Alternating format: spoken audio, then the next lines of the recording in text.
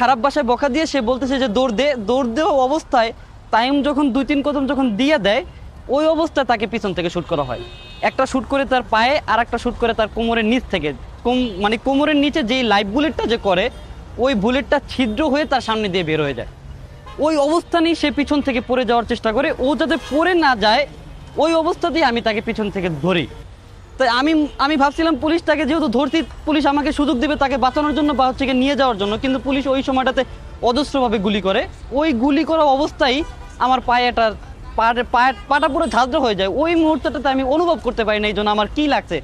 আমি যখন তাকে টেনে পিছনের দিকে নিয়ে যাচ্ছি, ওই অবস্থায় তাইম আমাকে বলতেছে যে ভাই তুমি আমাকে ছেড়ে দাও, আমি আর পারতেছি না।